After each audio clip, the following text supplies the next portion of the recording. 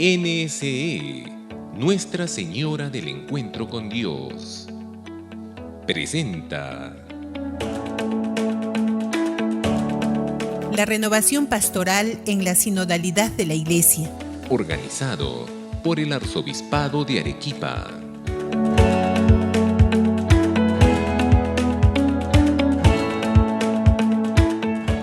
Muy bien, vamos a comenzar el tema de hoy. Muchas gracias, Monseñor, por la confianza. Gracias a todos ustedes también por estar aquí.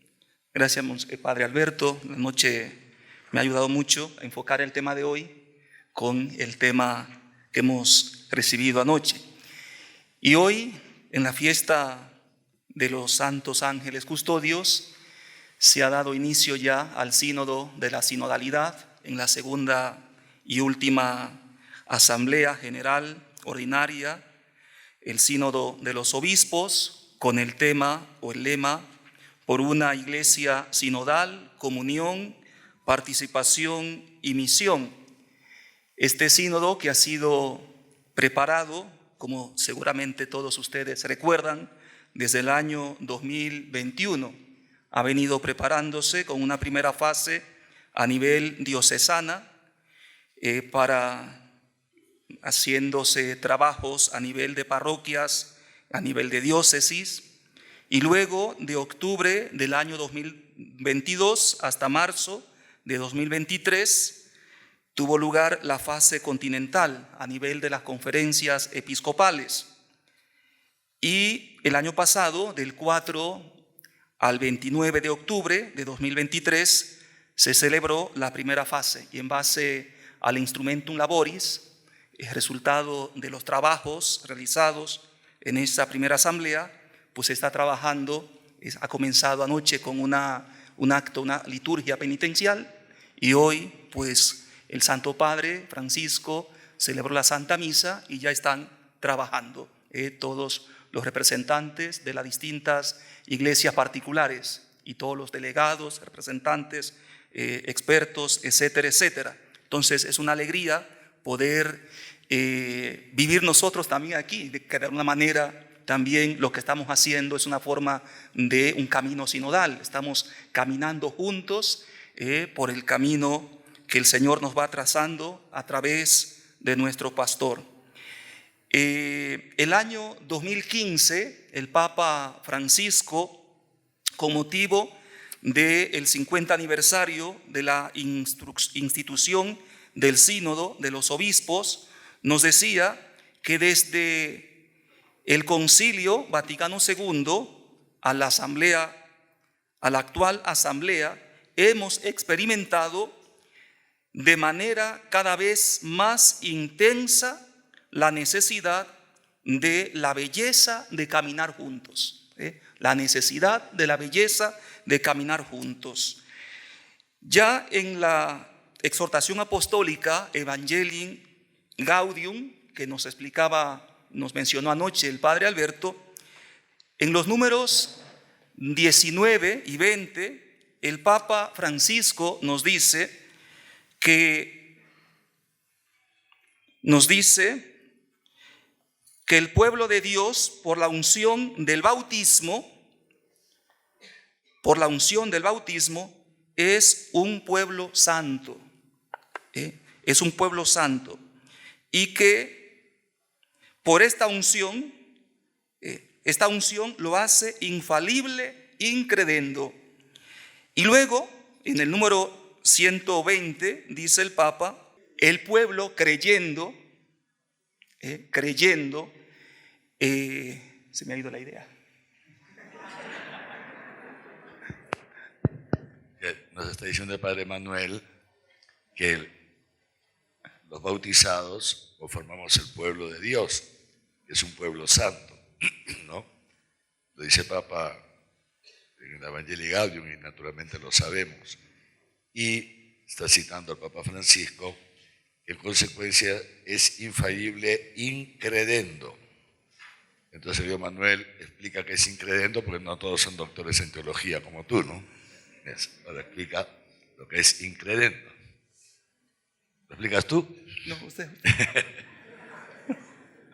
La infalibilidad, esto es un dogma de la Iglesia. El pueblo santo de Dios es infalible incredendo, significa que cuando desde el Papa hasta el último, se entiende el más reciente, eso es último como más reciente, creemos en lo mismo, entonces hay infalibilidad. Cuando desde el Papa hasta el más reciente cristiano, el último en este sentido, creemos en lo mismo, entonces hay infalibilidad en lo que se cree. Eso significa infalibilidad incredendo del pueblo santo de Dios. Adelante, doctor. Gracias. Muy bien, y en el número siguiente, 120, gracias, monseñor, dice el Papa en Evangelii Gaudium que cada uno de los bautizados, cualquiera que sea su función en la Iglesia y el grado de instrucción de su fe, es un agente evangelizador. Estamos resaltando algo que ya también escuchamos anoche. Todos, por el bautismo, es un agente, todos somos agentes evangelizadores. Y sería inadecuado pensar en un esquema de evangelización llevado adelante por actores calificados donde el resto del pueblo fiel sea solo receptivo de sus acciones. Es curioso que todavía, hasta la actualidad, hay personas que ante ciertas circunstancias, por ejemplo, cuando se habló hace unos años de introducir la ideología de género en los colegios, pues me he encontrado con personas que dicen, ¿por qué la iglesia no hace algo? Porque piensan que la iglesia es el obispo y los curas, y la iglesia somos todos. Y esto es muy importante, tomar conciencia de ello, que repito esta frase que me parece interesante retener. Cada uno de los bautizados, cualquiera que sea su función en la iglesia y el grado de su instrucción de su fe, es un agente evangelizador. Y sería inadecuado pensar en un esquema de evangelización llevado adelante por actores calificados donde el resto del pueblo fiel sea solo receptivo de sus acciones. Esto es muy importante. Hay muchos fieles que, perdonen la expresión, tal vez suena un poco duro, que solo son consumidores de culto, que no tienen una identidad, digamos, de una iglesia activa, misionera. Voy a la iglesia por una misa, pero ya luego no me identifico con la iglesia, no me siento parte, un miembro activo de esta iglesia. Y el año 2015, entonces seguimos con el Papa Francisco, decía que una iglesia sinodal es una iglesia de la escucha, con la conciencia de que escuchar es mucho más que oír. Yo puedo oír muchos ruidos, pero escuchar implica una atención profunda, tanto así que cuando Dios se comunica con su pueblo, cuando Dios se revela al pueblo de Israel, la oración más importante, el credo de Israel, comienza diciendo: escucha, Israel, escucha, porque la fe viene por la escucha de la predicación. Entonces es muy importante esto, dice el Papa. Una iglesia sinodal es una iglesia de la escucha. Cuando en el Evangelio hay un pasaje cuando Jesús está predicando y de pronto una mujer se emocionó: dichoso el seno que te llevó y los pechos que te amamantaron. Un piropo, imagínense, y Jesús dice: dichoso más bien el que escucha la palabra de Dios y la pone en práctica. Y dirá San Agustín que la Virgen María fue más dichosa por escuchar que por concebir, porque la concepción es fruto de haber escuchado. María escuchó, creyó y concibió. Entonces, qué importante esta parte. Una iglesia sinodal es una iglesia de la escucha. Pero no se trata de que uno hable y que los demás escuchen, pues se trata de una escucha recíproca en la cual cada uno tiene algo que aprender. Es decir, el pueblo fiel, el colegio episcopal y el obispo de Roma, uno en escucha de los otros y todos en escucha del Espíritu Santo. El Espíritu de la verdad para conocer lo que el Espíritu dice a las iglesias. Muy importante Ya luego veremos más adelante la importancia del Espíritu Santo en este proceso, porque el Espíritu Santo es el espíritu de comunión, y sin el Espíritu Santo no hay comunión. Por eso cuando en una familia hay discusiones, y a veces con mucha frecuencia, el problema no es ni el marido ni la esposa, ni el hijo, ni el yerno, ni la suegra, que muchas veces buscamos culpar al otro. Es que quien divide es el diablo, diabolos el que divide. Entonces, ante uno que divide, hay uno que congrega, uno que une, el Espíritu Santo, espíritu de comunión. Vamos a dividir el tema en tres partes. Primero voy a hablar un poquito de la etimología de la palabra sinodalidad. Luego hablaremos de la sinodalidad en el primer milenio y luego en el segundo milenio para llegar a la actualidad.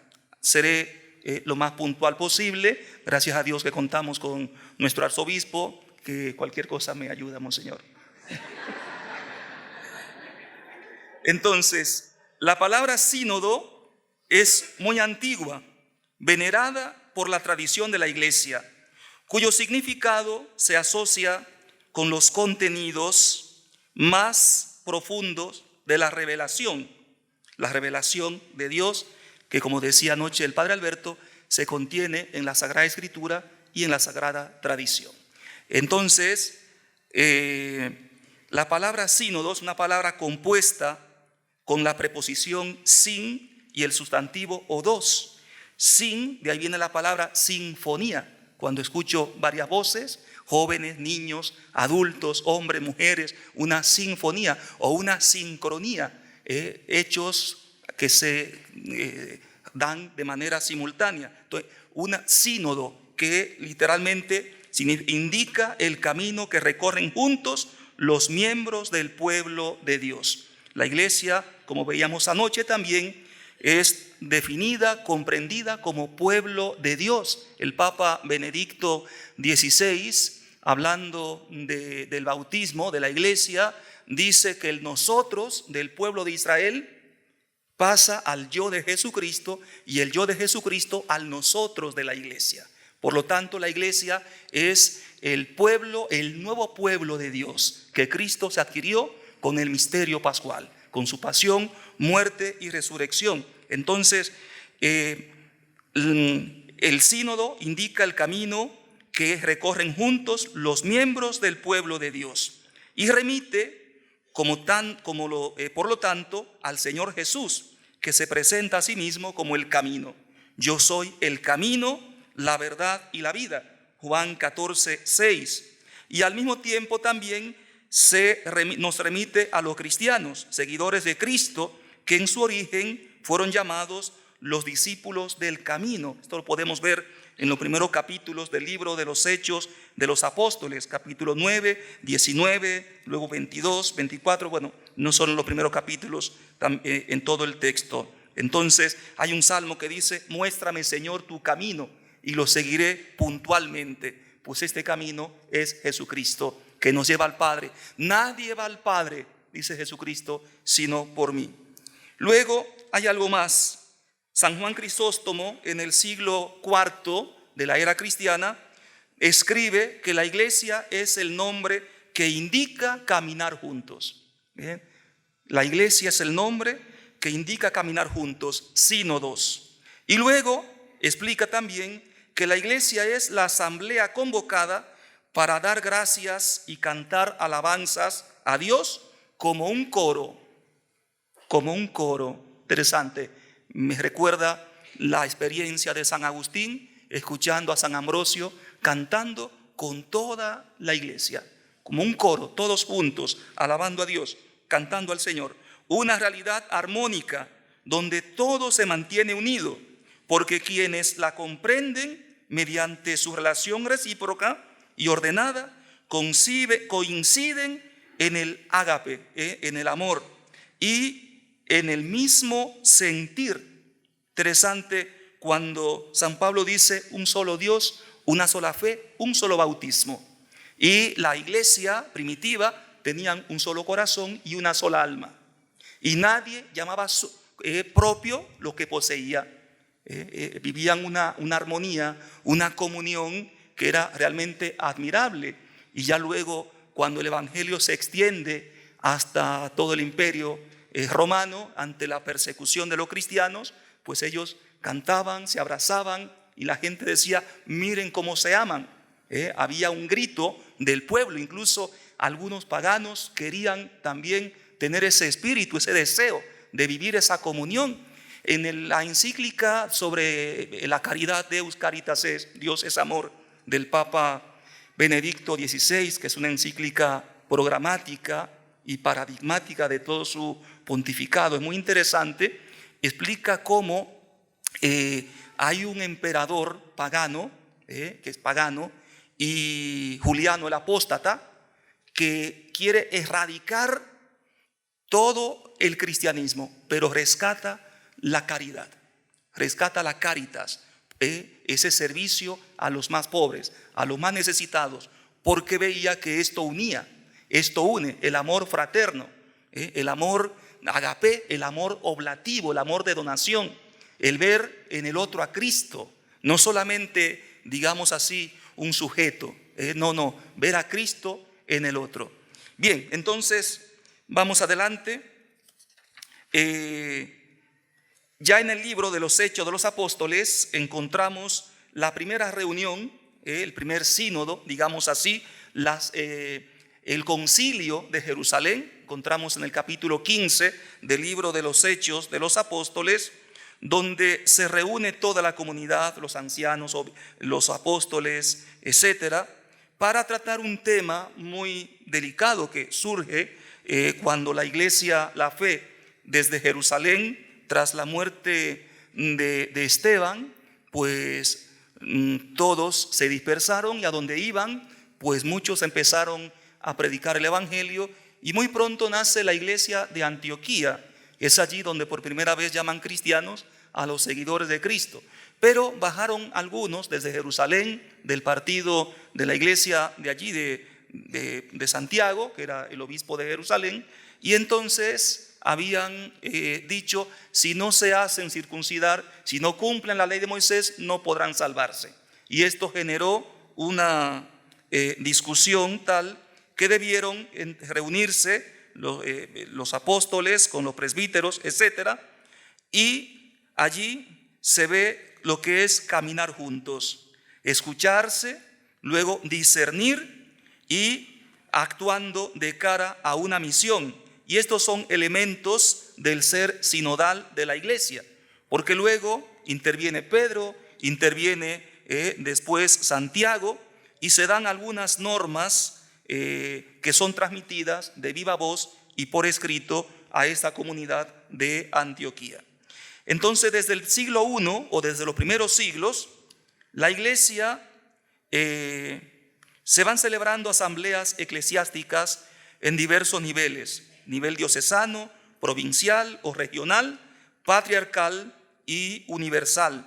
Y a estas asambleas se les llama sínodo, ya que la finalidad de ellas es discernir a la luz de la palabra de Dios y escuchando al Espíritu Santo, como hemos dicho, escuchando al Espíritu Santo. Es bonito porque dice: nosotros y el Espíritu Santo, los apóstoles cuando están reunidos en la asamblea de Jerusalén, hemos discernido, el Espíritu Santo y nosotros, de no poner más cargas que las ya conocidas, que se abstengan de los ídolos, que se abstengan de las viandas, que se abstengan de las sangre de animales estrangulados, etcétera, etcétera. Harán bien con estas normas, nosotros y el Espíritu Santo, nunca solos. La iglesia no es una ONG, la iglesia no es una asociación de hombres y mujeres que se reúnen para ponerse de acuerdo. Sin el Espíritu Santo la iglesia será imposible. Digamos, son 2000 años de existencia, son 2000 años, y esto nos asegura que es obra de Dios, no de los hombres. Anoche también nos presentaba el padre Alberto el artículo 9 del credo: creo en la iglesia, y ahí nos habló de la iglesia cuerpo de Cristo, la iglesia templo del Espíritu, pueblo de Dios, cuerpo de Cristo y templo del Espíritu Santo. Y allí también en estos números nos dice el catecismo de la Iglesia Católica que la iglesia ha sido diseñada por el Padre desde antes de todos los siglos, y luego fue prefigurada en el antiguo pueblo de Israel. Luego fue manifestada el día de Pentecostés con el Espíritu Santo, convocada por Jesucristo, manifestada por el Espíritu Santo, y llegará a su plenitud en la escatología. Es decir, hay todo un proceso. Por eso dice la carta de Ogneto: los cristianos viven en el mundo, pero no según el mundo, porque nuestra patria es el cielo. Somos ese pueblo que Dios ha adquirido con la sangre de su Hijo Jesucristo para una misión, para llevar a los hombres al encuentro con Dios. En el Sermón de la Montaña dice Jesucristo: ustedes son la luz del mundo. Ustedes son la luz del mundo. Pero es interesante porque también dice él: yo soy la luz del mundo. Entonces los cristianos participamos de esta misión profética, sacerdotal y real. Es decir, tenemos una vocación de llevar a los hombres al encuentro con Dios. Y dirá el Papa Pablo VI en la exhortación apostólica Evangelii Nunciandi, que el hombre de hoy, dice, el hombre de hoy necesita no maestros, sino testigos, es decir, cristianos que con su vida hablen de Dios, con su vida. Las palabras pueden ser bonitas, atractivas o más o menos, pero se las lleva el viento. En cambio, el testimonio, por eso los santos son los que expresan realmente lo que es la iglesia, la comunión de los santos, el vivir. A mí me impresiona mucho la vida del Padre Pío de Pietrelcina, cuya fiesta hemos celebrado hace poco. ¿Cuánto sufrió? No solamente por los estigmas y por los embates del maligno, sino también por todas las entrevistas, por todo lo que las prohibiciones. Le prohibieron celebrar misa en público, le prohibieron confesar. Es decir, vivió en una obediencia tal a la iglesia. Yo digo, de haber sido Martín Lutero lo mismo, sería un santo. Pero es muy interesante esa actitud, esa obediencia fiel a la iglesia en todo momento, con una paciencia, con un amor, con una entrega, no buscándose nunca a sí mismo, sino todo lo contrario. Entonces, vamos adelante. La finalidad de estas asambleas ya en los primeros siglos ha sido discernir a la luz de la palabra de Dios y, escuchando al Espíritu Santo, las cuestiones doctrinales, litúrgicas, canónicas y pastorales que se iban presentando periódicamente. Ante la necesidad surge, entonces, ante una situación adversa, surge la necesidad de reunirse y dar respuesta a esos problemas, a esas cuestiones doctrinales, litúrgicas, canónicas y pastorales, etc. La palabra sínodo está en relación con la palabra concilio, aunque concilio tiene también una connotación en el uso profano, indica una asamblea convocada por la autoridad legítima. Pero las raíces sínodo y concilio, aunque son diversas, tienen un significado que coincide. Todavía más, concilio enriquece el contenido semántico de sínodo, porque se relaciona con el hebreo kahal, así como suena, pero con Q, kahal, que significa asamblea convocada por el Señor, y con su traducción al griego de eclesía, ya en el Nuevo Testamento designa la convocación escatológica del pueblo de Dios en Cristo Jesús. Ven que estamos volviendo concilio, sínodo, iglesia, eclesía, pueblo convocado, esta convocatoria escatológica del pueblo de Dios en Cristo. Entonces, en la Iglesia Católica, la distinción en el uso de entre la palabra concilio y sínodo es reciente. Manuel, disculpa.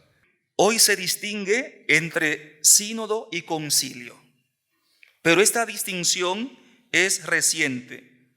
En el Vaticano II, estas dos palabras o estos dos conceptos son sinónimos y designan la asamblea conciliar. Una precisión fue introducida por el Código de Derecho Canónico del año 1983, en el que se distingue el concilio particular del concilio ecuménico y también el sínodo de los obispos de los sínodos diocesanos. Luego me explicaré un poquito mejor. Entonces el término sinodalidad también es reciente.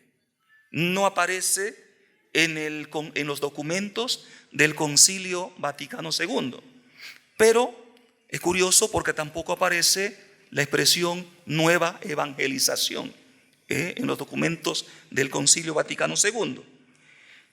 En sinodalidad, igual que el adjetivo sinodal, deriva de la palabra sínodo. Por lo tanto, hablar de sinodalidad significa hablar de la dimensión constitutiva de la iglesia, cómo se constituye la iglesia.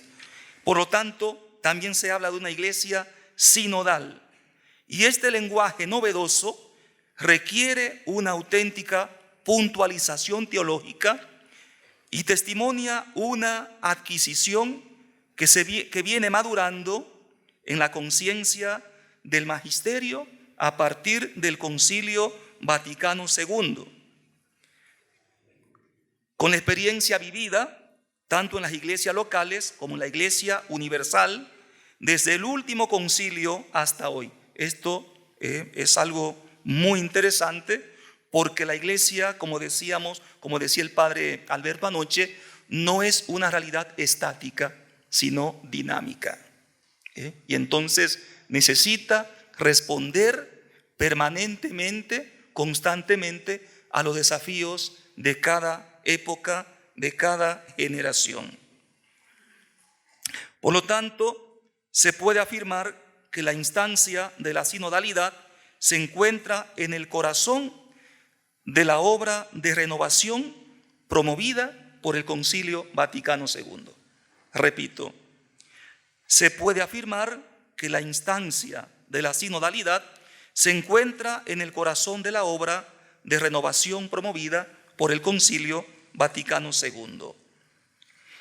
La eclesiología de comunión, la eclesiología del pueblo de Dios, destaca la común dignidad y la misión de todos los bautizados en el ejercicio de la uniforme y ordenada riqueza de sus carismas, de su vocación y de su misterio, o de sus ministerios, de tal manera que el concepto de comunión expresa en este contexto la sustancia profunda del misterio y de la misión de la iglesia. Anoche nos recordaba nuestro arzobispo que misterio es una realidad revelada que desborda nuestra capacidad de entender. El misterio de la Santísima Trinidad.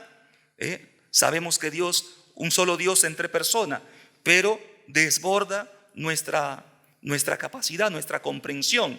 La mente humana es muy limitada. Cuando creemos que lo entendemos todo, nos encontramos con San Agustín en la orilla del mar con un niño que quiere meter el océano en un pequeño agujero.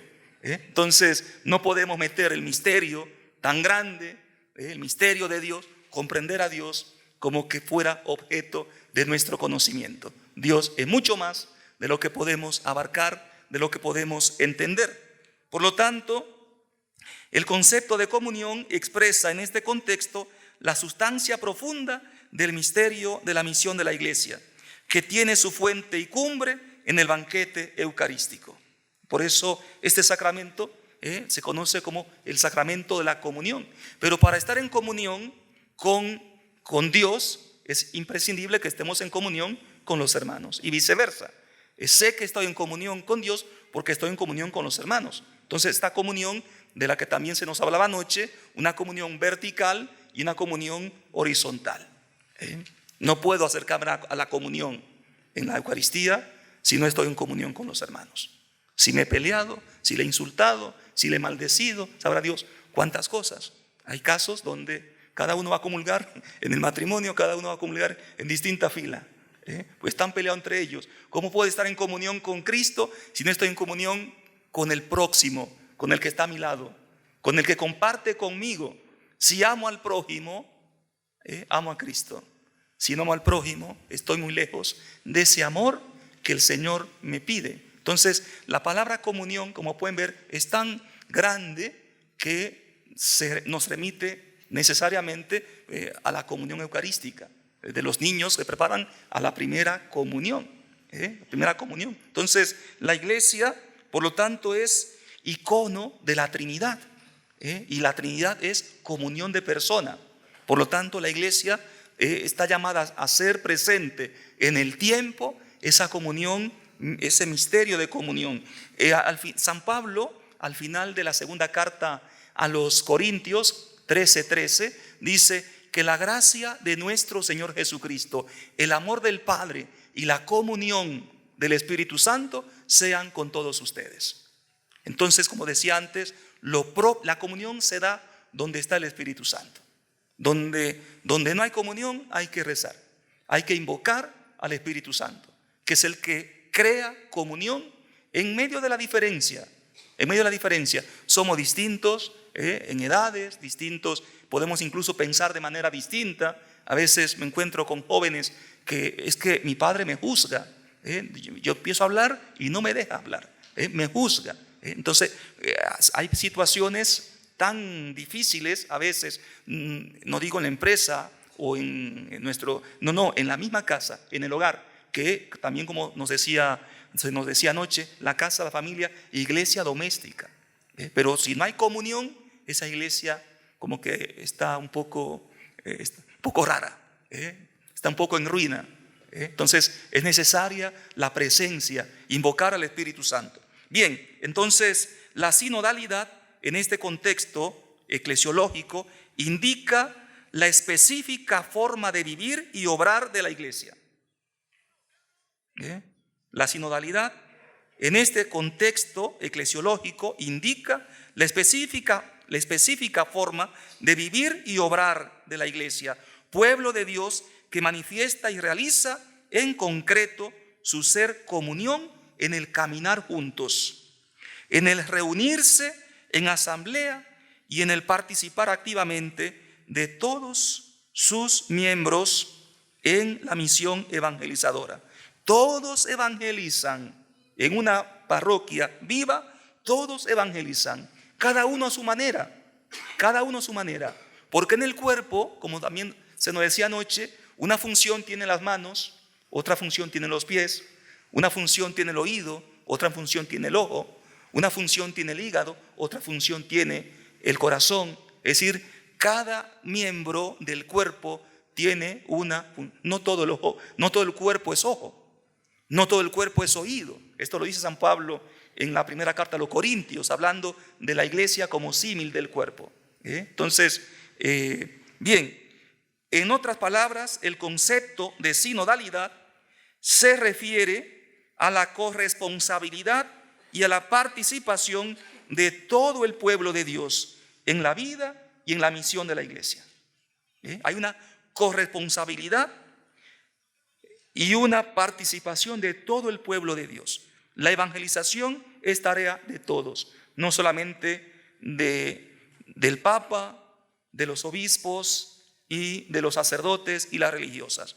Todos estamos convocados, todos estamos llamados a la misión. Con esto pasamos entonces a los testimonios de los padres y la transmisión y la tradición en el primer milenio. Pero un poquito más rápido porque si no el tiempo tal vez no me va a alcanzar. La sinodalidad se manifiesta desde el comienzo como garantía y encarnación de la fidelidad creativa de la iglesia a su origen apostólico y a su vocación católica. El catecismo de la iglesia, explicando las 4 notas de la iglesia. Dice que la iglesia es católica, significa universalidad y totalidad. Porque está enviada al mundo entero y porque lleva el mensaje completo de la salvación para todos los hombres. Entonces la iglesia es católica porque es universal y porque tiene la salvación, el contenido, los medios de la salvación para todos los hombres. Entonces, también nos dice el documento ad gentes del concilio, el decreto ad gentes del Concilio Vaticano II, que la Iglesia, dice, es misionera por naturaleza. La Iglesia es misionera por naturaleza. Ad gentes número 2.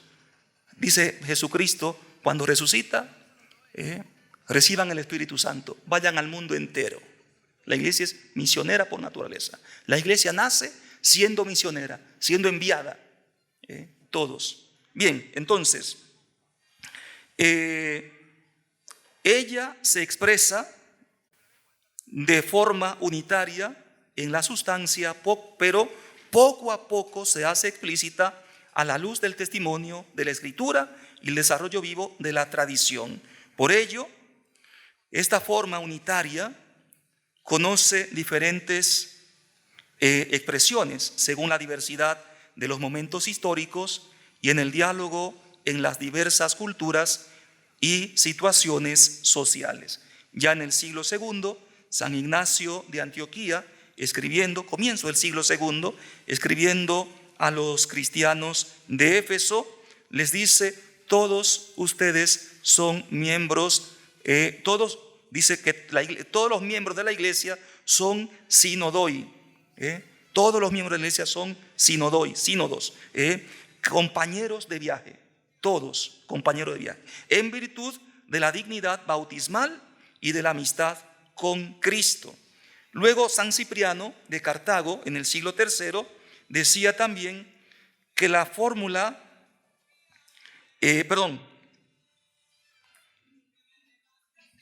dice que el principio episcopal y sinodal que deben regir la vida y la misión a nivel local y universal, si es verdad que en la iglesia local nada se hace sin el obispo, es también verdad que nada se hace sin el consejo de los presbíteros y diáconos y sin el consentimiento del pueblo, manteniendo siempre firme la regla de que el episcopado es único,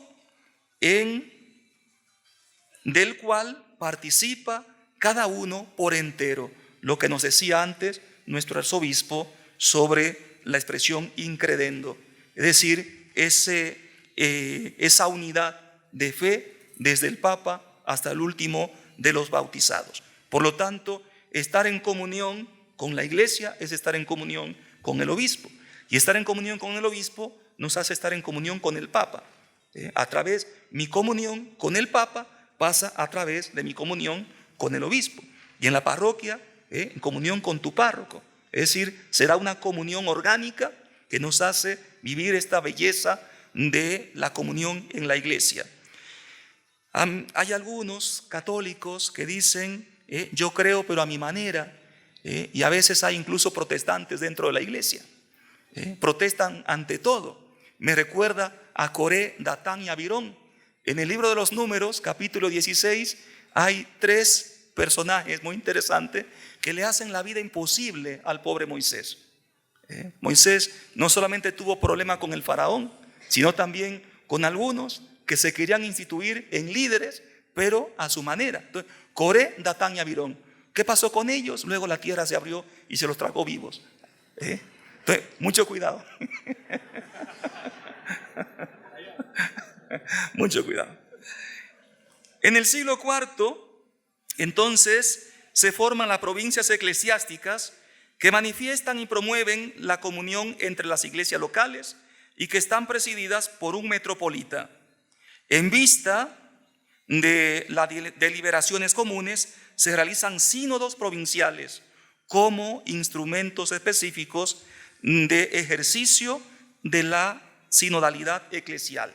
Y entre el siglo IV y V se celebran los 4 primeros concilios ecuménicos que son fundamentales para entender la doctrina de la iglesia, sobre todo lo referente al misterio de la Trinidad, a la teología, a la cristología y a la neumatología. Entonces, muy interesante porque en el concilio primero de Nicea, que el próximo año, además de celebrar los 2025 años del nacimiento de Jesús, también celebraremos el 1700 años de la celebración del primer concilio ecuménico de Nicea, 325. Y en este concilio entonces se reconoce las tres sedes metropolitanas que son Roma, Alejandría al norte de Egipto y Antioquía en Siria.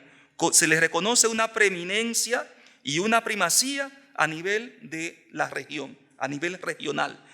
En el concilio de Constantinopla, el segundo ecuménico, 381, entonces también se incluye a estas tres iglesias la iglesia de Constantinopla.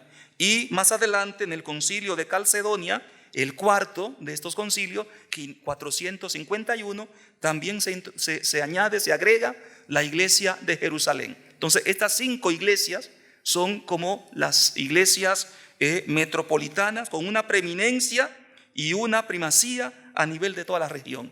Roma, Alejandría, Antioquía, Constantinopla y Jerusalén. Llamamos la pentarquía de los primeros siglos. Son, digamos así, metrópolis muy importantes.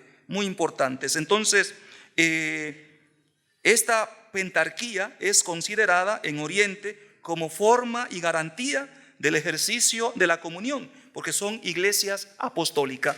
Entonces recurrimos a ella, aunque como veremos también, no sé si ya he pasado, la iglesia de Roma tiene, digamos, desde los inicios un primado muy importante reconocido por las demás iglesias. Si bien en los sínodos, esto mejor me lo salto, desde el principio la iglesia de Roma goza de singular consideración en virtud del martirio que allí padecieron los apóstoles Pedro y Pablo. El obispo de Roma entonces es reconocido como sucesor del apóstol San Pedro.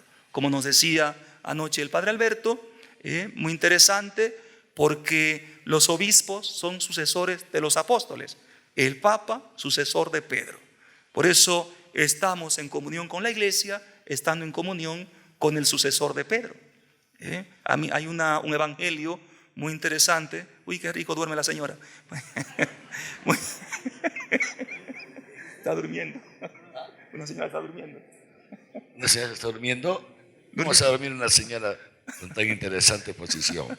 Jacob también se está durmiendo. También Jacob se está durmiendo. Muy bien. Entonces, es muy interesante. Creo que ya me perdí. No, ya volví.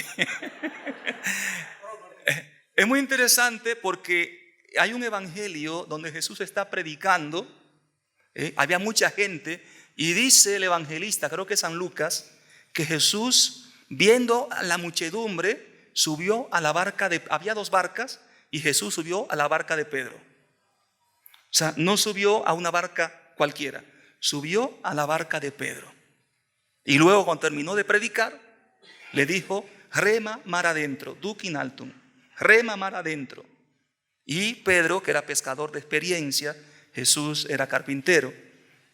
Sin embargo, dice Pedro, Señor, hemos bregado toda la noche. Un pescador sabe a qué hora encuentra pescados, ¿no? Un carpintero no sé si lo sabe.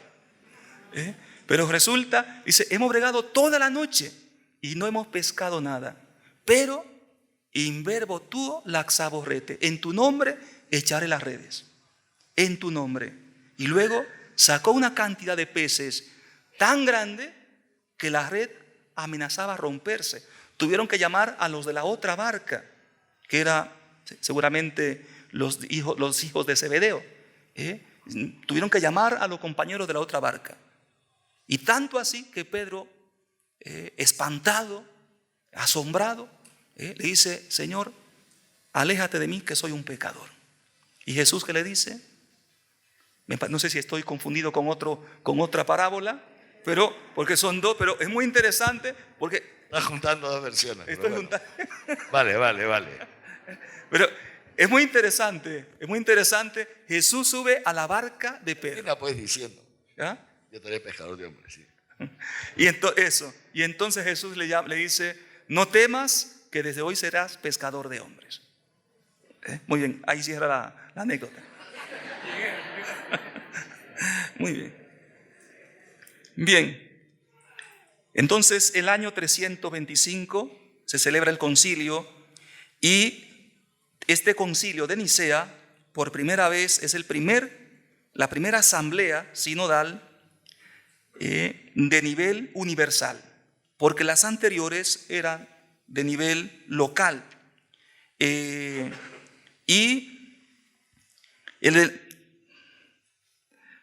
Mediante el ejercicio sinodal del misterio o del ministerio de los obispos, se expresa institucionalmente por primera vez a nivel universal del Señor, la autoridad del Señor resucitado, que guía y orienta en el Espíritu Santo el camino del pueblo de Dios. Por tanto, durante el primer milenio, los sínodos locales se remontan, por una parte, a la tradición apostólica, y por otra parte, en su procedimiento concreto, aparecen marcados por el contexto cultural en el que tienen lugar.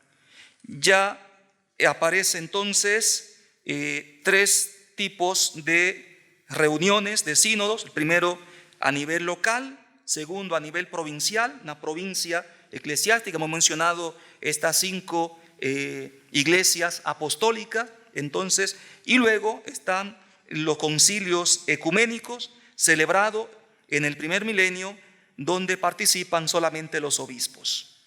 Ya luego los sínodos diocesanos y provinciales, sobre todo los que establecerán la praxis, son los que establecerán la praxis sinodal que se difundirá en todo el primer milenio. Hasta aquí, digamos, un resumen de la vida sinodal de la Iglesia, la actividad de la Iglesia en el primer milenio. Pasamos al segundo, el desarrollo de la praxis sinodal en el segundo milenio. Ya en el segundo milenio fue asumiendo diversas formas de procedimiento tanto en Oriente como en Occidente.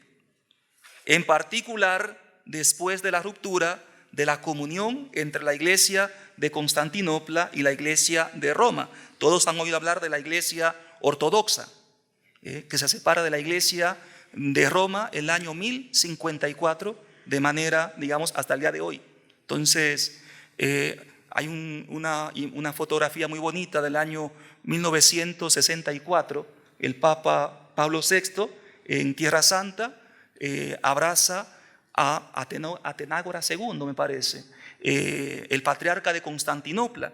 Desde el siglo XI hasta 1964, un acto muy bonito que hizo el Papa Pablo VI antes de retomar los trabajos del Concilio Vaticano II, fue ir a Jerusalén, como quien va a la fuente para darle ese impulso inicial a la Iglesia.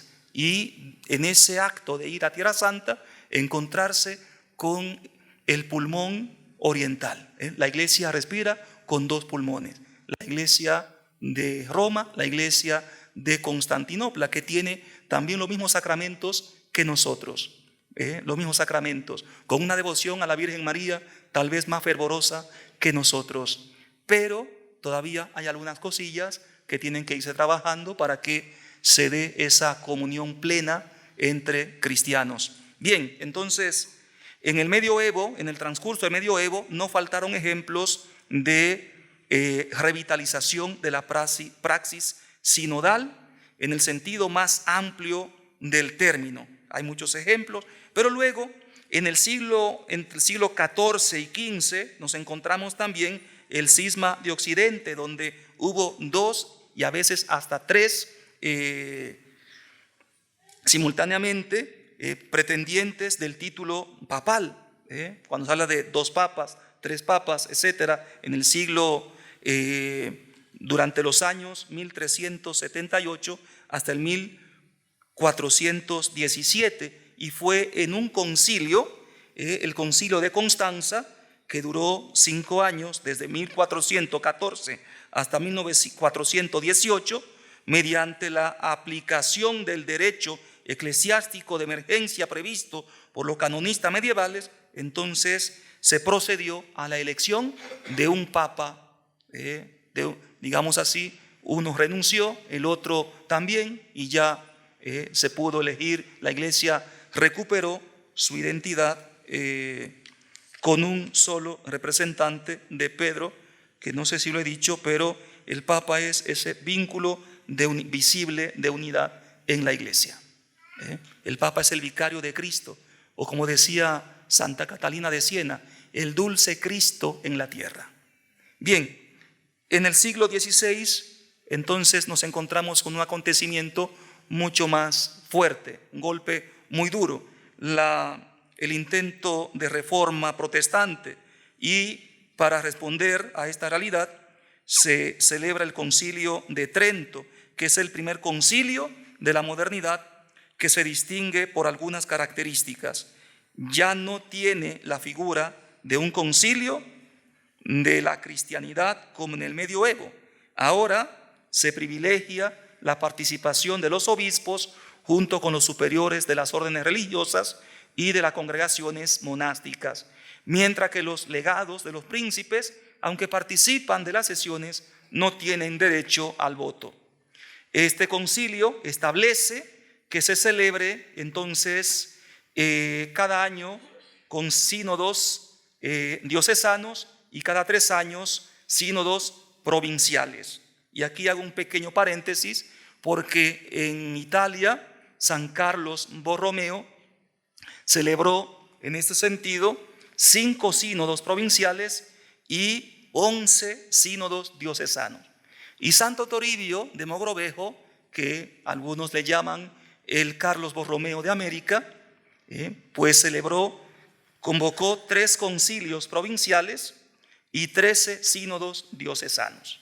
Es decir, que tanto San Carlos Borromeo como Santo Toribio de Mogrovejo acogieron esta iniciativa del Concilio de Trento para toda la iglesia. Seguramente no fueron los únicos, seguramente, pero también en México se celebraron otros 3 concilios, y en otras partes seguramente también. Pero es muy interesante en este sentido la acogida que tuvo esta iniciativa. ¿Con qué finalidad? Pues para contribuir a la transmisión del impulso de la reforma tridentina en toda la iglesia. En toda la iglesia. Bien, que luego voy terminando. Luego fue lo mismo que también quiso el Papa Pablo VI. Después del Concilio Vaticano II, entonces instaura la Asamblea Ordinaria de los Obispos, el año 1965. Sínodo de los Obispos. Voy a saltar algunas cosas porque el tiempo no me alcanzará. Entonces, llegamos al Concilio Vaticano II. ¿Sí? Concilio Vaticano II. El Concilio Ecuménico Vaticano II retomó el proyecto del Concilio Vaticano I, que como sabemos no se concluyó. Se habló del primado del Papa, se habló de otros temas, pero no se pudo realizar por una cuestión política de la época. Y entonces el Vaticano II retoma e integra en la perspectiva de un ayornamiento complexivo, asumiendo los avances que habían ido madurando en los decenios precedentes y componiéndolos en una rica síntesis a la luz de la tradición. Y aparecen 2 documentos, vamos a citar: la Constitución Dogmática Lumen Gentium, que ilustra una visión de la naturaleza y misión de la Iglesia como comunión en la que se esbozan los presupuestos teológicos para una pertinente restauración de la sinodalidad, la concepción mistérica y la sacramental de la Iglesia, la naturaleza de pueblo de Dios, peregrinante en la historia hacia la patria celestial, en el que todos los miembros por el bautismo son marcados con la misma dignidad de hijos de Dios. Todos por el bautismo somos marcados con la misma dignidad de hijos de Dios e investidos de la misma misión, la doctrina de la sacramentalidad del episcopado y de la colegialidad en comunión jerárquica con el obispo de Roma. Leyendo este documento, Christi Fideles Laici, los fieles cristianos laicos, del año 1988, es una exhortación apostólica del Papa Juan Pablo II, dice algo muy interesante.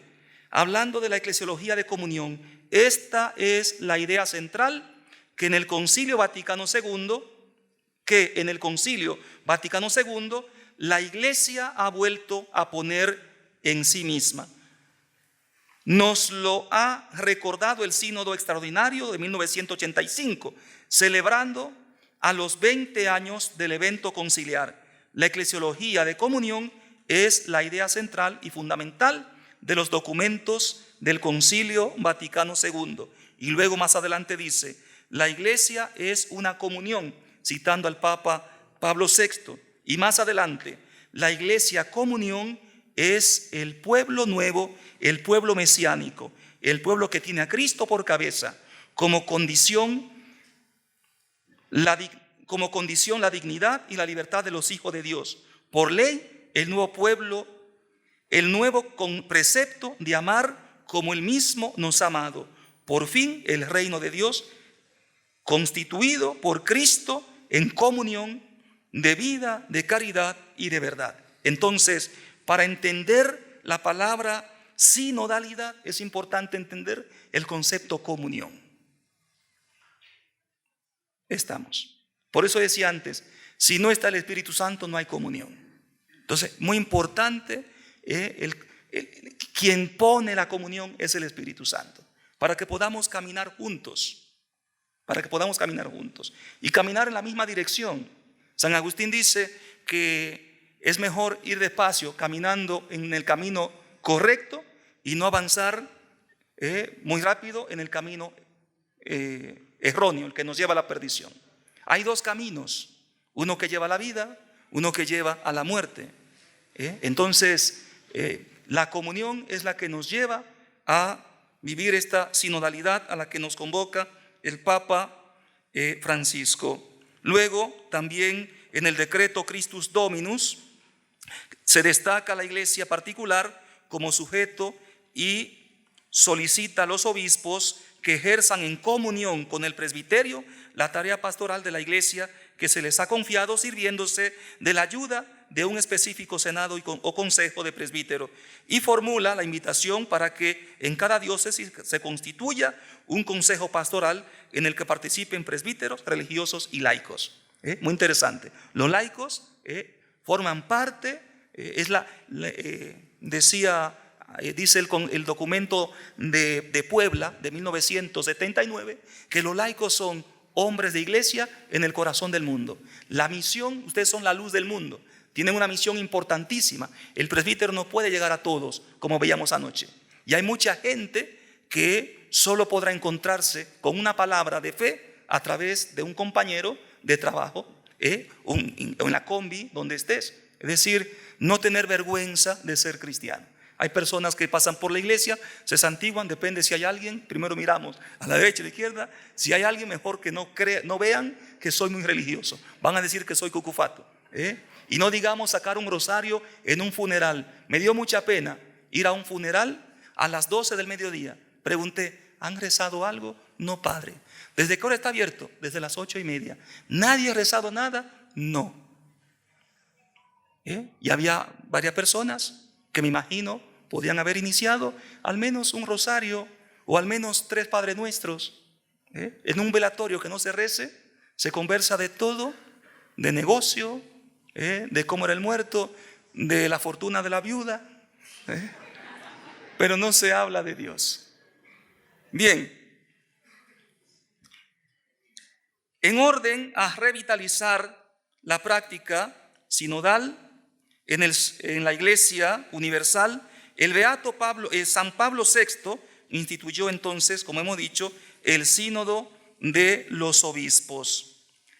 el año 1965. Vamos a ver.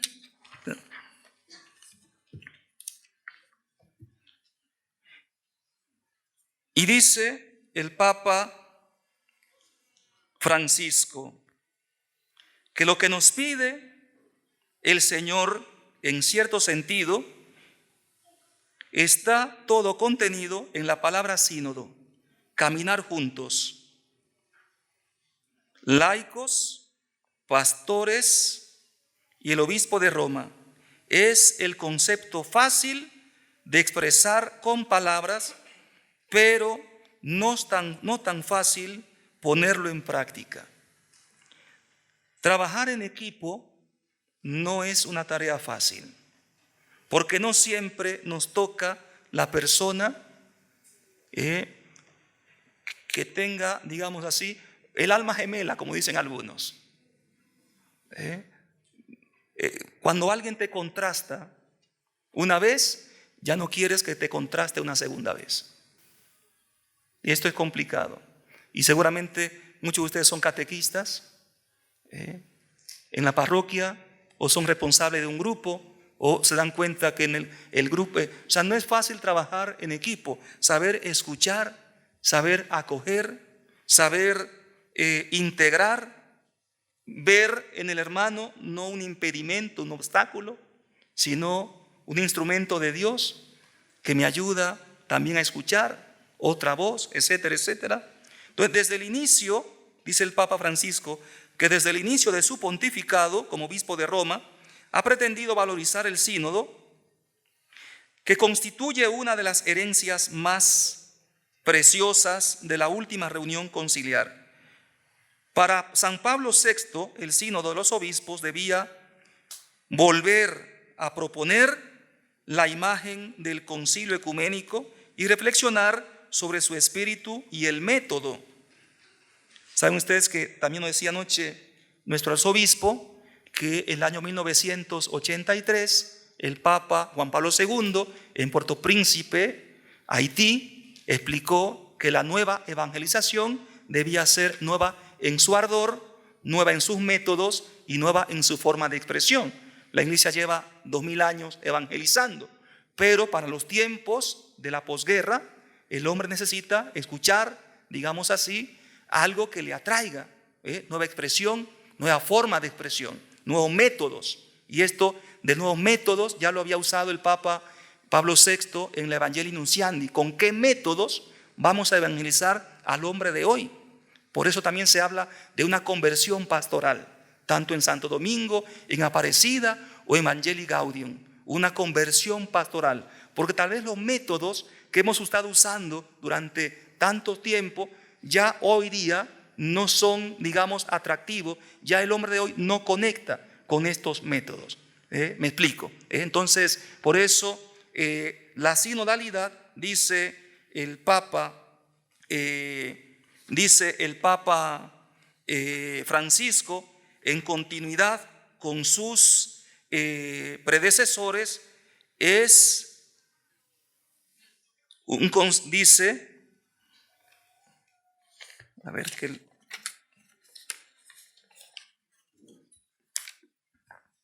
la sinodalidad. Creo que el Padre Manuel está perdiendo los papeles. Sí. Muy bien. Es lo que Dios quiere. Es precisamente lo que Dios ha pensado para el hombre de hoy.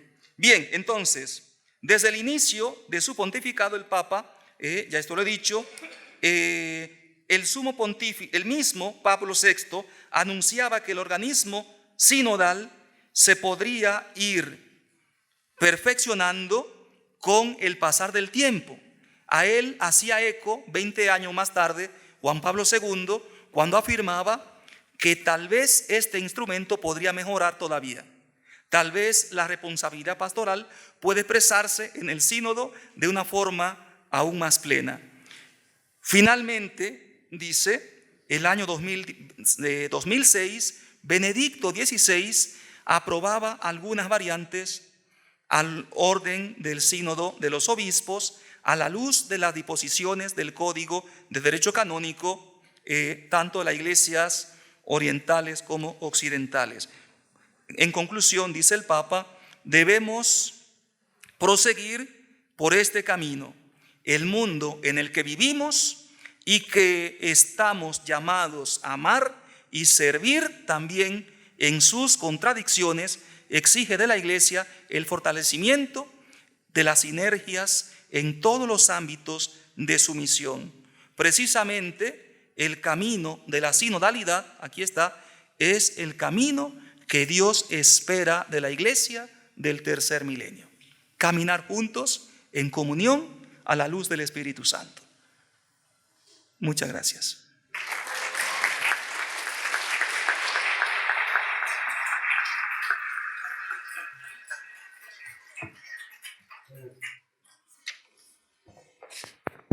Muy bien, agradecemos a Padre Manuel su exposición. No sé si alguno quiere hacer alguna pregunta, alguna duda que ha surgido por aquí. ¿Quién tiene los micrófonos? A ver, aquí hay un hermano. Se pone en pie el hermano y así es más fácil que lo ubiquen. ¿Es el diácono Jonathan? ¿Está Jonathan por ahí? Ayuda con el micrófono, ¿no? Abel, aquí hay un señor, un hermano. Ahí hay un hermano. Bueno, ya, primero y después. ¿Dónde hay otro micrófono? Para Abel. Para Jonathan. Ya. Hermano, puede hacer la pregunta. Después. Padre, buenas noches. Buenas noches. Felicitaciones por el discurso. En primer lugar, quería preguntarle, es de que usted habló que había 2 o 3 papas. ¿A partir de cuándo aparece un solo papa? Y por otro lado, ¿cuál sería la diferencia entre Concilio Trento y diocesano? Ya. Muy bien.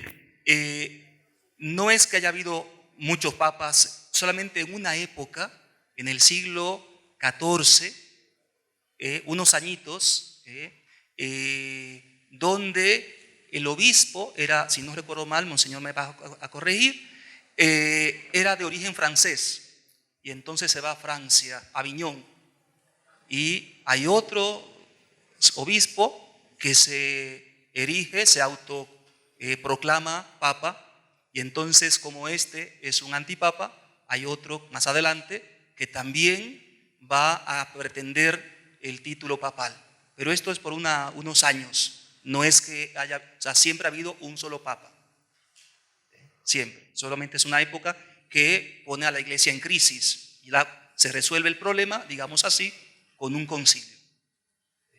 Muy bien, esto, y luego el Concilio de Trento es un concilio universal de toda la iglesia que responde a una...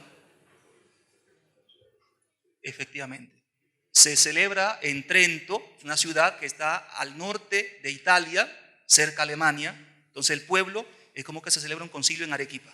Entonces, Trento es una ciudad, el Concilio de Trento, porque se celebra en la ciudad de Trento. ¿Sí?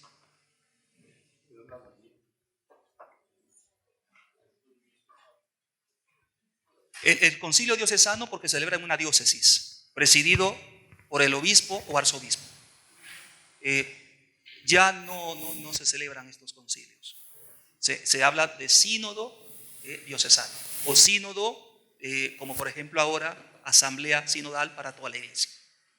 Y de una asamblea sinodal, o sea, de cada sínodo luego sale un documento o unos documentos que procuran, o mejor dicho, tienen la finalidad de que lo que allí se trata luego se aplique en la vida de la iglesia.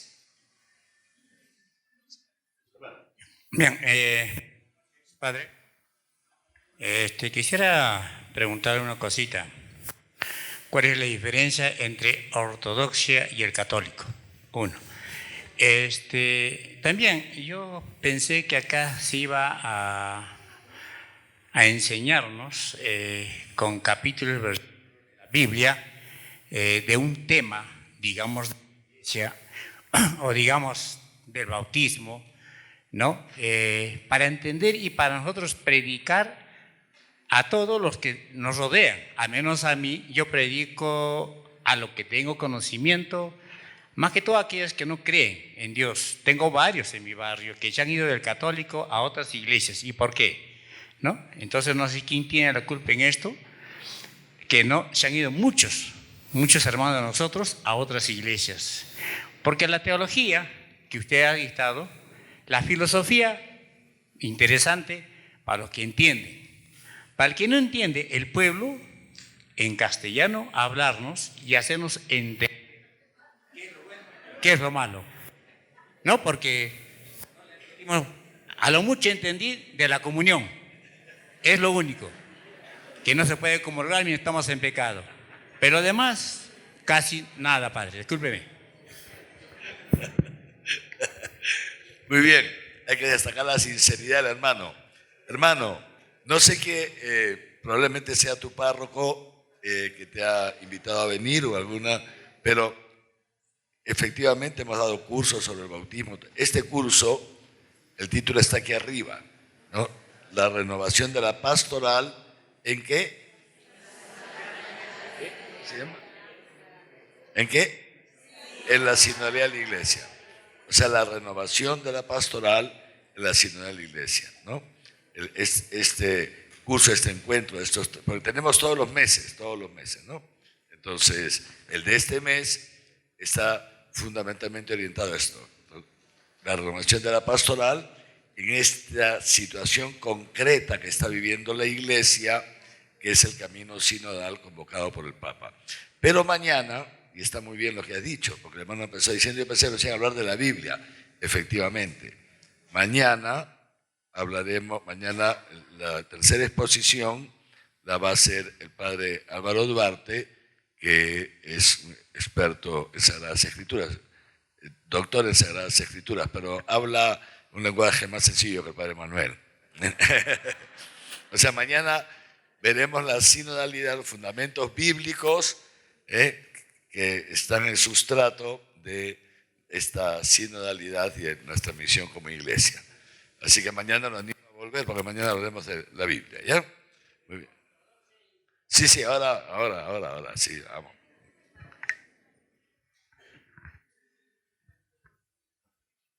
La iglesia de los ortodoxos, la iglesia de Constantinopla, se separa históricamente de manera, digamos, radical. Hasta el día de hoy, hemos dicho, en el siglo XI, 1054, y se autoproclama ortodoxa porque tiene la recta doctrina. Dice que tiene la recta doctrina por un tema, entre otros, por ejemplo, no sé si le fundamento lo de Filioque.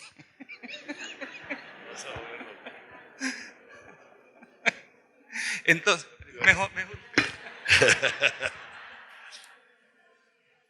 El padre Manuel, ahora lo escuchaba y me acordaba lo que me decía mi obispo, cuando yo era joven sacerdote, también había sacado el doctorado y teníamos pues una asamblea o lo que sea, o me invitaba a una conferencia, ¿no? También en los fieles de mi diócesis, y cuando terminaba mi obispo me decía, se nota que sabes, ahora te falta aterrizarlo para que te entiendan los fieles.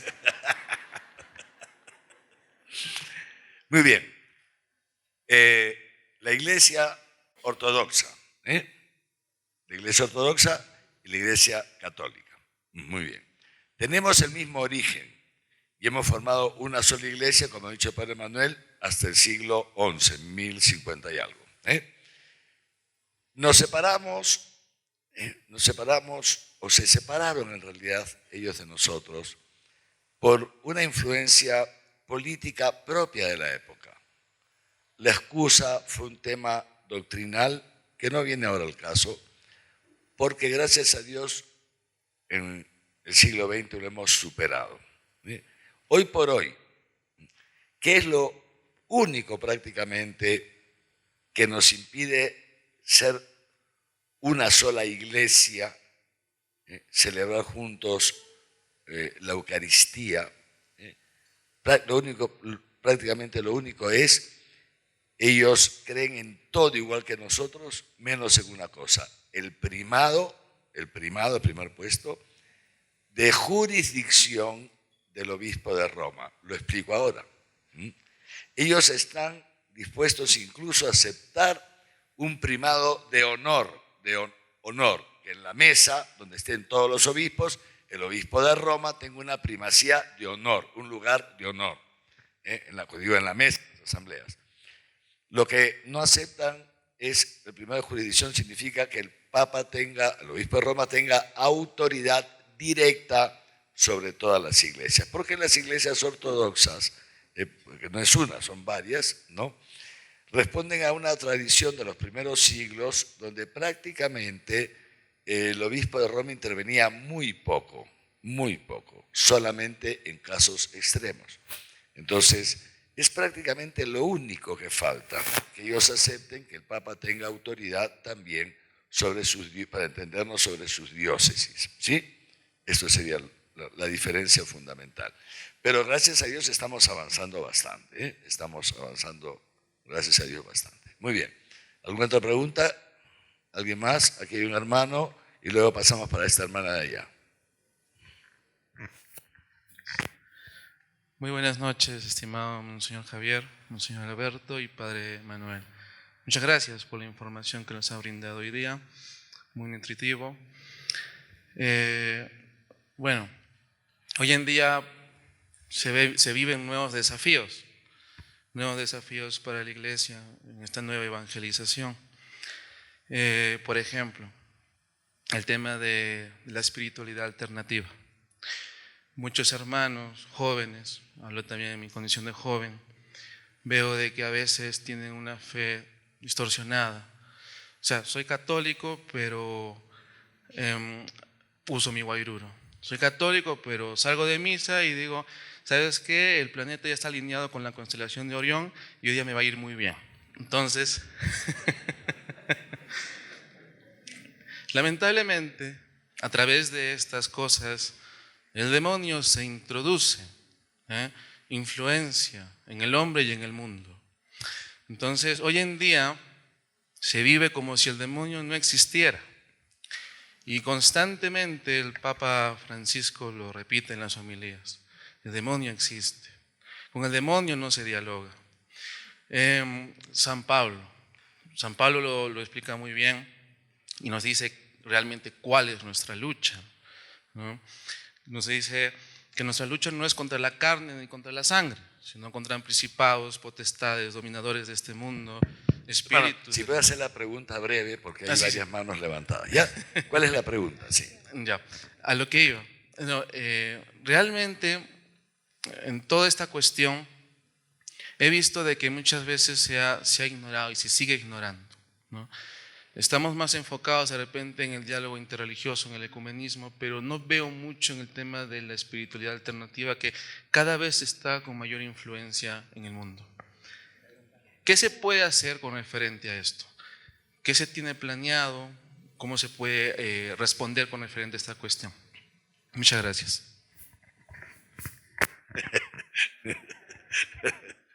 Sí, muy bien. Vamos a ver. Es muy importante. Esto es fundamental, yo comprendo que nos pueda tomar tiempo, ¿no?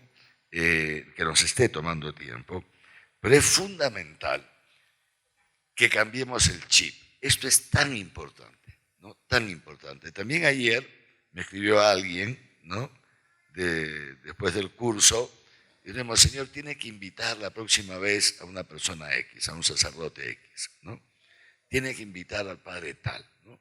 Porque hay gente que se está yendo a las sectas y no sé qué y no sé cuánto. Entonces, tenemos que cambiar este chip, ese chip de nosotros y los otros. Es ese chip, ¿no? No quiero que nadie se vaya. Entonces tengo que traer a un apologeta. Esto no es el camino de la Iglesia en el siglo XXI. No es esto. Dice, ¿qué han pensado para la gente que va tras la espiritualidad alternativa? Pues evangelizar, que es lo que estamos intentando decir hace mucho tiempo, esta nueva evangelización. No se trata de ir a pelear, no se trata de traer al padrecito tal para que luego se traiga un pastor y digamos así, y lo deja en ridículo, o pretende dejar en ridículo delante de la gente. Sí, no es eso. No es eso la misión de la iglesia. No es esa la misión de la iglesia. O sea, lo nuestro es otra cosa. Y es muy importante, disculpa que me alargue un poquito, que veamos, o sea, nuestro paradigma es Jesucristo. Nuestro paradigma es Jesucristo. ¿Qué hacía Jesucristo? Jesucristo predicaba e iba adelante. Predicaba, curaba enfermos e iba adelante. No se iba a buscar a la gente para pelear con ellos, no. Cuando Jesús discute es porque ellos lo buscaban a él. Venían los fariseos y le hacían preguntas capciosas, los escribas, no sé qué. La única vez, si quieren llamarlo así, que Jesucristo se enfrenta abiertamente es cuando expulsa a los vendedores del templo. Y lo hace porque a través de esto está revelando, ya no puedo explicarles todo, digamos así, esta noche, pero lo hace porque a través de eso está revelando algo, que él viene a instaurar, que eso es lo que les pone a temblar a todos, y ahí prácticamente ya decían matarlo, ya querían matarlo, eso fue lo último, y después lo mataron, ¿no? Pero entonces, esto es muy importante. O sea, la iglesia, les decía ayer, no estamos llamados a ir por el mundo cogiendo a crucificazos en la cabeza a todos, no es eso, no es eso. Cuando es verdad que muchos hermanos están yendo, sí es verdad, vamos, y si ustedes ven Europa, muchísimo más. O sea, países que hasta hace medio siglo eran 90% católicos, hoy día el 20% se identifican como católicos en Europa, pero en Chile, que son nuestros vecinos, que hasta hace poquísimo también tenían unos niveles altos, hasta hace pocas décadas, 90 y tantos % se identificaba católico, hoy día son 40 y poco %. ¿Por qué? El escándalo, en el caso de Chile, dos cosas. El crecimiento económico, que esto pasa a nivel mundial, que cuando mucha gente, cuando logra un bienestar material, se olvida de Dios porque recurren a Dios solamente para pedirles cosas materiales.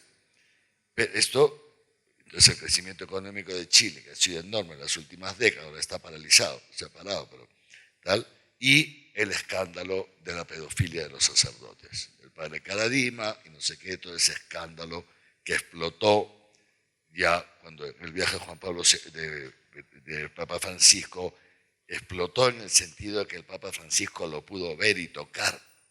Una cosa impresionante.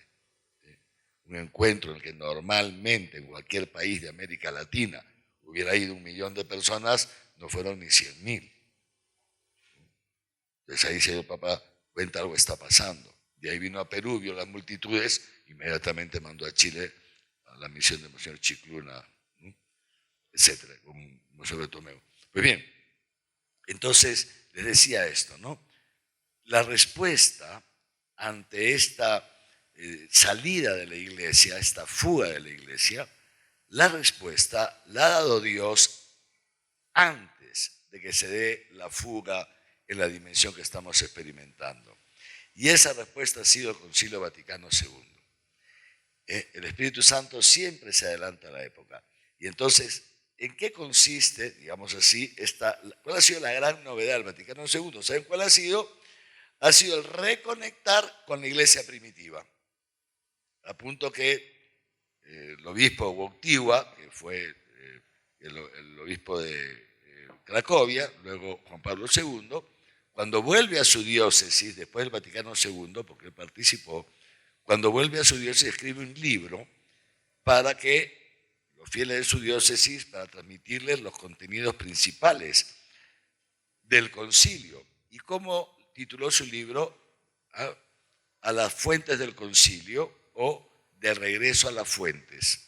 Esa es la gran novedad del Vaticano II. Pero bueno, podríamos hablar de eso mucho, y yo creo que es muy importante. O sea, en el fondo, este cambio de chip, ¿en qué consiste?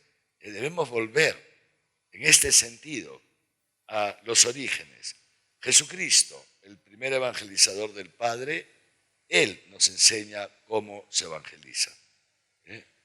Él es el que ha fundado la iglesia. Leamos los evangelios con esta clave de comprensión. Llamamos Evangelio de la comprensión. Jesucristo está fundando la iglesia. ¿Cómo funda Jesucristo la iglesia? ¿Cómo prepara a los apóstoles y a los discípulos? ¿Entiende? Jesucristo nunca pensó fundar un ejército de fieles. No pensó Jesucristo un ejército de fieles. No pensó Jesucristo, ni le interesó un ejército de apologetas. No. Esto han sido cosas que se han ido dando después por circunstancias históricas que han tenido su efecto y su importancia, pero que nos han ido también alejando de las fuentes, alejando de la iglesia primitiva.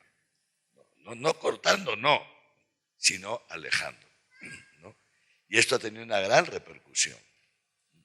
Entonces, ayer les decía, pasó la cristiandad, que ha sido parte de la historia de la salvación, y ahora estamos volviendo, creo que les contaba ayer, algo que este joven teólogo Ratzinger escribió en la década del 60.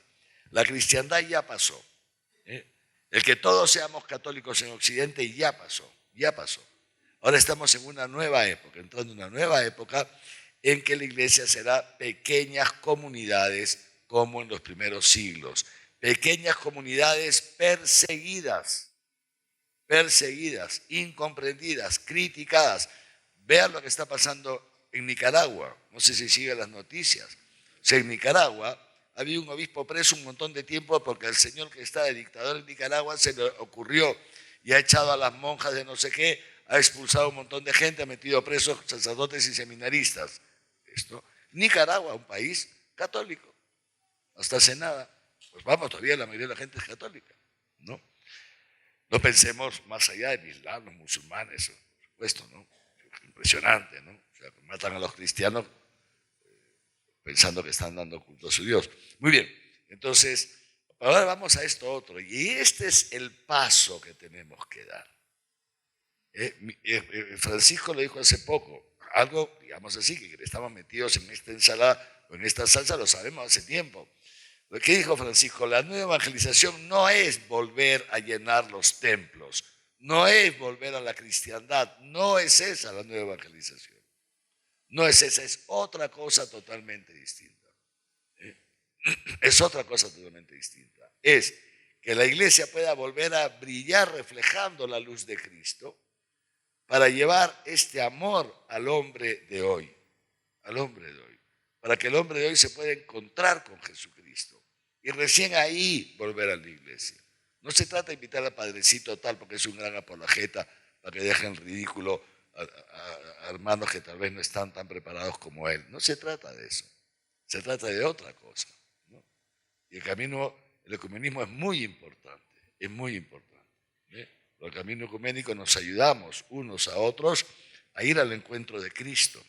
El punto de comunión es Jesucristo, esto lo explicó San Juan Pablo II muy bien. El punto de comunión es Jesucristo. Si yo estoy unido a Jesucristo y un hermano luterano, metodista, anglicano o pentecostal está unido a Jesucristo, entonces estamos unidos los dos, ¿entiende? En cambio, ¿por qué estamos desunidos? Porque nos alejamos de Jesucristo, que es el punto de comunión. Esto es el camino ecuménico, reconocer que también nosotros como Iglesia Católica, o sea, los miembros de la Iglesia Católica, hemos cometido errores. Por eso en la celebración penitencial de ayer, el Papa Francisco, ayer se ha pedido perdón. Lo hizo San Juan Pablo II, que de comunista no tenía nada, porque al Papa Francisco lo acusan de comunista, lo acusan de todo. Y ahora está en Lovaina, habla a favor de la vida, y los izquierdistas, los feministas, lo han acusado de machista, de retrógrado. Es el problema de los papas, ¿no? El pobre Papa Francisco, lo mismo le pasaba a Juan Pablo II. Uno lo acusan de ser comunista, el otro lo acusan de ser ultraconservador. Es curioso, a la misma persona la acusan de dos cosas distintas, ¿no? Pero bien, entonces, ¿qué hizo Juan Pablo II? Como Trío Julián del 2000, pidió perdón por los pecados de los hijos de la Iglesia, por abusos cometidos por hijos de la Iglesia. ¿Entiendes? Porque ciertamente la Iglesia no peca, pero nosotros sí, ¿no es cierto? Y hemos cometido abusos, predecesores nuestros, laicos, obispos, predecesores nuestros han cometido graves abusos. ¿Quién explotaba a los indios aquí en el Perú? ¿Hubo explotación? Sí hubo explotación, claro que sí. ¿Quién los explotaba? ¿Saben quién? No los explotaban los musulmanes que no habían llegado al Perú. No los explotaban los anglicanos que no habían llegado al Perú. No los explotaban los luteranos que no habían llegado al Perú. Los explotaban los católicos. Y no solamente laicos, también habían obispos que explotaban a los indios. ¿Se dan cuenta? La iglesia no peca, pero los hijos sí. Y entonces, si pecamos, los hijos de la iglesia, entonces el Papa San Juan Pablo II pidió perdón por los pecados de los hijos de la iglesia, por abusos cometidos por los hijos, que es lo que espanta a la gente. Padre Manuel ha dicho esto, los primeros siglos, que ha sido cuando la iglesia ha estado más perseguida por el Imperio Romano, cuando pedir el bautismo y ser cristiano significaba poner a riesgo tu vida, porque los cristianos los tiraban al circo máximo, a los leones, que todavía existe el lugar del circo máximo, y era, como no había cine, no había Netflix, ¿no? El entretenimiento del pueblo, ¿cuál era? Pues iban, y ahí llenaban las graderías y tiraban a los cristianos a las fieras, a los leones, ¿no? Para que se los traigan vivos, ¿no? Y esto, o sea, ser cristiano significaba arriesgarte a que te quiten tu casa, tu patrimonio, tu familia, hasta que te metan preso y hasta que te maten. En esos siglos de la gran persecución del cristianismo, la iglesia creció una cosa impresionante. ¿Y por qué? Sabiendo que estoy poniendo en riesgo mi vida, ¿por qué la gente quería ser cristiana a riesgo de su propia vida? ¿Saben por qué? Porque querían experimentar esto que decía el Padre Manuel. Mírenlos cómo se aman. Yo quiero amar así. Yo quiero ser amado así y quiero amar así. Esto es lo que atraía. No sé si Manuel ha vuelto a citar lo que cité ayer, que Francisco cita mucho, lo acaba de hacer otra vez en Luxemburgo la semana pasada, de Benedicto XVI. La iglesia no crece por proselitismo, la iglesia crece por atracción. Y este es el gran desafío que tenemos nosotros hoy día, ¿no? ¿Cómo hacer de nuestras parroquias, de nuestras comunidades, lugares donde se viva la comunión, el amor? Porque esto es lo que hace presente a Dios, ¿no? Si una señora o un señor va a la parroquia y luego regresa y coge su celular y llama a su amigo, a su amiga del grupo, a su hermano de su comunidad, y empieza a rajar, oye, sí, no viniste a la comunidad, no, menos mal, porque la idiota esta, no sé qué, y el otro que se ha creído, y el cura está por cual, claro, tu hijo, el joven que está escuchando ahí, dirá, ¿y así quieres que yo vaya a la iglesia? A ese nido de ratas no voy. ¿Me entienden? Lógico, ¿no? Lógico, o sea, muchas veces somos nosotros los que espantamos. Pero hay una pregunta, una hermana ahí, disculpe que me he alargado un poco. Una hermanita por aquí creo que ya se fue, se aburrió, ¿no? No, está ahí, le ponte en pie, hermana, o si no, no te ven. Buenas noches, hasta ya me olvidé la pregunta. Monseñor, buenas noches. Creo que ya quedó un poquito más claro acerca de lo que es la sinodalidad en este caminar juntos. Y mientras usted estaba mencionando, creo que ya dio parte de lo que iba a preguntar. Desde su punto de vista, ¿cómo ve este camino a la sinodalidad en la arquidiócesis? ¿Cómo vamos yendo en este camino? Y nosotros, de repente si hay falencias, porque de hecho que las hay, ¿cómo nosotros como laicos podemos ir en este caminar juntos, pero caminar bien, ¿no? Con la mirada siempre puesta en Jesucristo? Esa era la pregunta. Muy bien, gracias. Y con esa pregunta terminamos porque son 20 para las 9 y mientras yo responda. Muy bien, entonces, ¿cómo veo yo? Y yo honestamente lo veo con mucha esperanza, No sin dificultad, pero con mucha esperanza, repito, porque lo que estamos llamados es a cambiar el chip.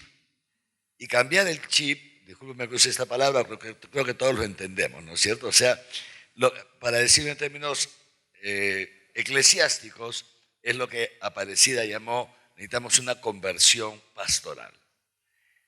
O sea, estoy hablando de una conversión. Y convertirse es un don de Dios. No basta nuestra buena intención, ¿no? Entonces, yo lo veo con mucha esperanza, sí, pero no soy iluso. Sé que nos está tomando tiempo, ¿no? Y sé que nos va a tomar tiempo. Les cuento una cosa. Yo empecé como arzobispo de Arequipa en el año 2006, hace 18 años. Y convoqué a los pocos meses la primera asamblea pastoral de la arquidiócesis, ¿no? Y en esa primera asamblea pastoral, y estoy muy tentado a volver a hacerlo, hice una presentación que se llamó así: Iglesia, Comunión y Nueva Evangelización. Hice la presentación y además entregué, ¿cómo se llama? O sea, el texto, ¿no? El texto. Si lo leemos hoy día, 18 años después, se darán cuenta que, o sea, hace 18 años, antes yo ya había sido obispo en otra diócesis, ¿eh? O sea, son más de 20 años, más de 20 años, que yo tengo muy claro hacia dónde el Espíritu Santo quiere llevar a la iglesia, ¿no? Porque por ahí está clarísimo, ¿sí? El Vaticano II, los frutos del Vaticano II, etcétera, etcétera, ¿no? Pero fíjense, si yo les doy esto mañana, se dan cuenta, hombre, pues si ya esto se hablaba hace 20 años. ¿Cuál es la novedad de Francisco? La novedad de Francisco es solamente, digamos así, en esto me refiero, en esto. La novedad de Francisco es que ha acuñado el término sinodalidad, digamos así, ¿no? Ha acuñado el término. Pero como él mismo lo dice, o sea, él lo que está haciendo es aplicar en su pontificado lo que pidieron los cardenales en las reuniones que se llaman congregaciones previas al cónclave en la que se eligió como papa. Cuando se muere un papa, o en este caso renuncia, y se va a elegir otro, antes de votar, o sea, antes de empezar el cónclave, porque ya ahí se encierran, cortan toda conexión con el exterior, porque hay que estar en oración, una tensión enorme, el Espíritu Santo, a quien quiere Dios que elijamos papa. Antes de eso hay unas reuniones de los cardenales, donde intercambian puntos de vista sobre la situación actual de la Iglesia, sobre dónde creen, por eso la oración, que el Espíritu Santo, que Dios quiere llevar a la Iglesia en el futuro próximo, y entonces de ahí se va sacando cada uno el perfil del candidato y de ahí van a la votación. En las congregaciones, ¿no? Lo que está haciendo el Papa Francisco, él mismo lo ha dicho, yo no me estoy inventando nada, yo estoy llevando a la práctica lo que mis hermanos cardenales pidieron en las congregaciones, en estas reuniones, ¿no? Y eso que pidieron los cardenales, se los digo, no es porque se lo inventaron en el momento, no. Esto es un fruto natural, o mejor dicho, sobrenatural, pero un fruto del Espíritu Santo, es uno de los frutos del Concilio Vaticano II. Esto que hemos escuchado esta noche y ayer, comunión, nueva evangelización, sinodalidad, ¿no? La eclesiología de comunión ha sido trabajada por el Papa San Juan Pablo II. Impresionante. El término nueva evangelización fue acuñado por el Papa Juan Pablo II. Pablo VI había hablado algo de evangelización. ¿Me entiendes? O sea, cada papa acuña un término. La gran novedad de Francisco no es el sínodo, es el término sinodalidad y poner al centro de la sinodalidad, pero es que no hay otra manera. Esto es una derivación clarísima que ha caído por su propio peso del Concilio Vaticano II. La gran novedad es el Concilio Vaticano II. El problema ¿cuál es? Es que si yo pregunto, no levanten la mano, pero si yo pregunto, ¿cuántos de ustedes han leído los documentos del Vaticano II? ¿Me entienden? Claro. Ahí está el problema, ¿no es cierto? Si yo pregunto a los sacerdotes, ¿cuántos han leído todos los documentos del Vaticano II? ¿Me entienden? Porque si yo no leo, ¿cómo lo voy a transmitir a los fieles? ¿Me entienden? ¿Cómo lo transmitiré a los fieles si yo no leo? ¿No? Si no, por eso yo insisto mucho con los sacerdotes, tienen que leer todas las semanas, y desde seminaristas les digo, y a los formadores se los insisto, leer al Papa. El Papa habla todas las semanas, casi todos los días de la semana, habla en público y sus discursos se publican en la página web de los observatorios del Vaticano. Entonces, y el Papa es el que tiene el timón de la nave de Pedro. Es Dios. El Espíritu Santo tiene una asistencia especial, ¿no?, con Pedro, el sucesor de Pedro, que es el que dirige la nave. Y si yo quiero ser un obispo católico, tengo que dirigir esta porción del pueblo de Dios que Dios me ha encomendado, que se llama Arquidiócesis de Arequipa, detrás de Francisco. Antes fue Benedicto, detrás de Francisco, ¿no es cierto? Y para poder dirigirlo detrás de Francisco, aplicando lo que dice Francisco a la realidad de nuestra iglesia local, tengo que seguir todo lo que dice Francisco. Y les digo una cosa, así lo hice con Benedicto, y antes, siendo sacerdote, con Juan Pablo II. Si yo quiero ser un sacerdote, un pastor católico, un párroco católico, tendré que seguir ¿a quién? A mi obispo y al Papa. Es lógico. Entonces ya desde seminarista comencé a leer lo que decía el Papa Juan Pablo II, porque sale publicado en un semanario que se llama el Observatorio Romano. Ahora ya ni siquiera hace falta suscribirse al Observatorio Romano, que cuesta $100 al año.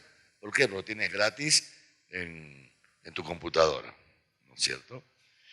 Pero claro, preguntamos, ¿y cuántos leen los discursos del Papa?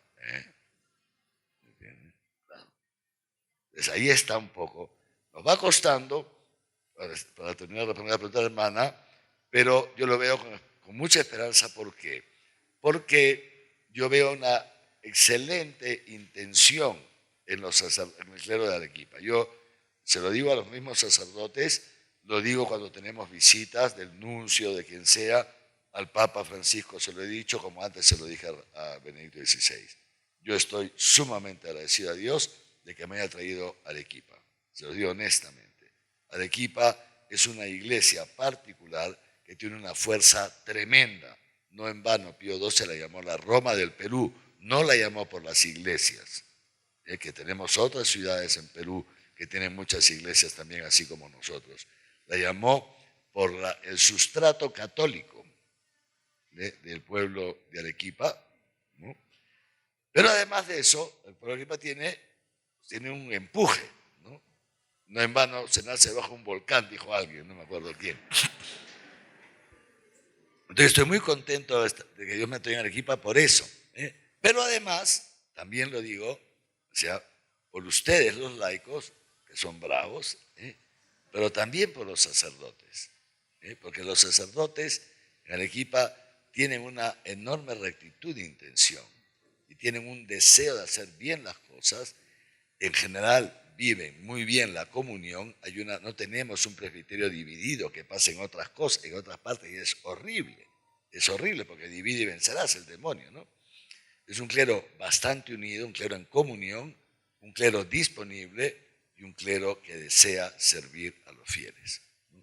Entonces, este cambio de chip es normal. O sea, para llevar a la práctica un concilio, a veces han pasado 100 años. Es un proceso. Pero en este proceso yo veo que poquito a poquito vamos avanzando, ¿no? Vamos avanzando. Veo que los laicos van tomando cada vez mayor importancia en la iglesia, que es fundamental en una iglesia sinodal. ¿Qué tal? Pero no solamente se trata del cambio de chip de los presbíteros, de los sacerdotes, sino también de ustedes, ¿no? Decíamos ayer, el padre Manuel ha dicho algo hoy día, tenemos que pasar de ser consumidores, ¿no? Vengo para que el obispo me enseñe, mi párroco me enseñe, para que me celebre la misa, para comulgar, o sea, de una situación pasiva, ¿no?, a una actitud más proactiva, como se dice hoy día, ¿no? Ahí está el punto. Y eso depende en buena parte de los sacerdotes, pero también en buena parte depende de ustedes, ¿no es cierto? Que se pongan las pilas, ¿no? Y un poco el sentido de estos encuentros es que el Señor nos ayuda a todos a ponernos las pilas. ¿Le parece bien, hermana, que hizo la pregunta? Ya se fue la hermana. Ya, muy bien. Listo. Entonces, pero como sabemos que más allá de nuestras buenas intenciones necesitamos el Espíritu Santo, vamos a pedirle, como siempre, a la Virgen María, que interceda por nosotros para que recibamos el fuego del amor que nos haga salir en la nueva evangelización. Mañana, entonces, el padre Álvaro Duarte, si quieren me lo googlean, es colombiano, no vive aquí, vive en Colombia, es un doctor en Sagradas Escrituras, un capo el pata, y viene todos los años solamente por una semana, cada año, para dar unas conferencias a nuestros seminaristas. Y aprovechando esta semana, llegaba el domingo, se va el viernes, me imagino, el sábado, entonces lo he invitado a que mañana comparta con nosotros los fundamentos bíblicos de todo esto de la renovación pastoral en la clave de la sinodalidad. ¿Les parece bien? Tumor, mañana,